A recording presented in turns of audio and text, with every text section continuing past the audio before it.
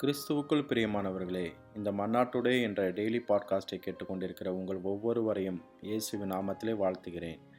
ஆதியாகமம் 26வது அதிகாரம் 12-13 வசனங்கள் இப்படியாக கூறுகிறது.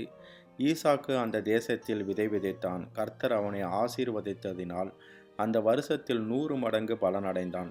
அவன் ஐசுவரியவானாகி வர வர விருத்தியடைந்து மகா பெரியவனானான். ஈசாக்கை கர்த்தர் 100 மடங்கு ஆசீர்வதித்தார் என்பதாக. 100 மடங்கு ஆசீர்வாதம், 100-fold blessings என்ற தலைப்பின் கீழ் இன்றைய மன்னாவை தியானிக்கப் போகிறோம்.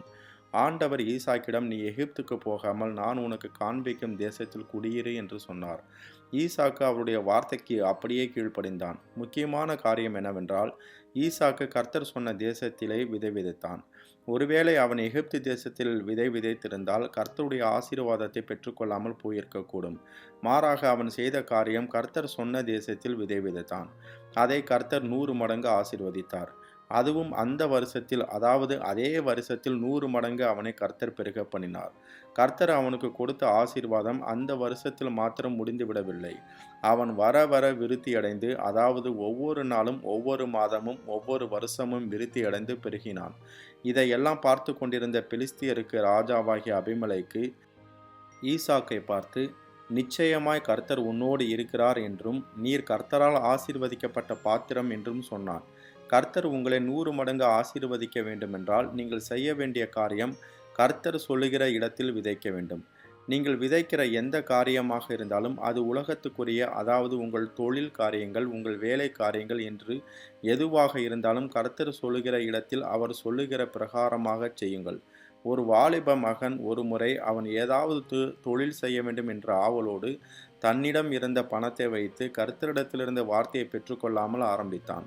அந்நிய நுகத்தில் பிணைக்கப்படாதிருப்பாயாக என்று கர்த்தர் அவனோடு பேசியும் அதை கேளாமல் பங்குதாரர்களிடம் சேர்ந்து ஆரம்பித்தான். கடைசியில் அவனுக்கு கிடைத்தது மிகுந்த ஏமாற்றம். மிகுந்த நஷ்டத்தில் அந்த தொழில் மூடப்பட்டது. நீங்கள் விதைக்கிற விதை நல்ல நிலத்தில் விதைக்கப்படும் என்றால் கர்த்தர் அதை 30, 60, 100 பெருக பண்ணுவார். மாத்திரமல்ல, கர்த்தருடைய ஊழியத்திற்கென்று விதைக்கிற காணிக்கையாக இருந்தாலும் அது நிமித்தமாக கர்த்தர் உங்களை வர்த்திக்க பண்ணுவார். வசனம் சொல்கிறது, நீங்கள் அளக்கிற அளவின்படி அளக்கப்படுவீர்கள் என்பதாக. கொரிந்து சபைக்கு அப்போஸ்தலனாகிய பவுல் எழுதும்போது 2 கொரிந்தியர் 9வது அதிகாரம் 6வது வசனம் இப்படியாக கூறுகிறது. பின்னும் நான் சொல்லுகிறது என்னவெனில், சிறுக விதைக்கிறவன் சிறுக அறுப்பான், பெருக விதைக்கிறவன் பெருக அறுப்பான் என்பதாக. இயேசு ஜெப ஆலயத்தில் இருக்கும்போது காணிக்கை போடுகிறவர்களை, அதாவது விதைக்கிறவர்களை கவனித்து கொண்டிருந்தார். ஐசுவரியவான்கள் அதிகமாக போட்டார்கள். ஆனால் அதே இடத்தில் ஒரு ஏழை விதவை தன்னுடைய ஜீவனத்துக்கு உரிய எல்லாவற்றையும் போட்டுவிட்டாள், அதாவது விதைத்தாள். இயேசு சீசர்களை அழைத்து அந்த ஐசுவரியவான்களை அல்ல, ஏழை விதவையே மெச்சிக்கொண்டார். நல்ல நிலத்தில் விதையுங்கள், அவர் சொல்லுகிற இடத்தில் விதையுங்கள், உத்தமமாய் விதையுங்கள், உற்சாகத்தோடு விதையுங்கள். அப்படி செய்வீர்கள் என்றால் கர்த்தர் உங்களை வர்த்திக்க பண்ணுவார், உங்களை பெருக பண்ணுவார், உங்களை 100 மடங்கு ஆசீர்வதிப்பார். 2 கொரிந்தியர் 9வது அதிகாரம் 10வது வசனம் கூறுகிறது, விதைக்கிறவனுக்கு விதையையும் புசிக்கிறதுக்கு ஆகாரத்தையும் அளிக்கிறவர் உங்களுக்கு விதையை அளித்து அதை பெருக பண்ணி உங்கள் நீதியின் விளைச்சலை வர்த்திக்கச் செய்வார் என்பதாக. கர்த்தர் தாமே உங்கள் ஒவ்வொருவரையும் 100 மடங்கு ஆசீர்வதிப்பாராக. ஜெபம் செய்வோமா. அன்பின் பரலோக தகப்பனே, இந்த மன்னாட்டுடே என்ற டெய்லி பாட்காஸ்டை கேட்டுக்கொண்டிருக்கிற உங்களுடைய பிள்ளைகள் ஒவ்வொருவரையும் கர்த்தர் தாமே ஆசீர்வதிப்பீராக என்று சொல்லி ஜெபிக்கிறேன் ஆண்டவரே. அப்பா, உம்முடைய பிள்ளைகள் எங்கே விதைக்க வேண்டும், எப்படி விதைக்க வேண்டும் என்ற ஞானத்தை கர்த்தர் நீர் ஒவ்வொருவருக்கும் நீர் போதிப்பீராக என்று சொல்லி ஜெபிக்கிறேன் ஆண்டவரே.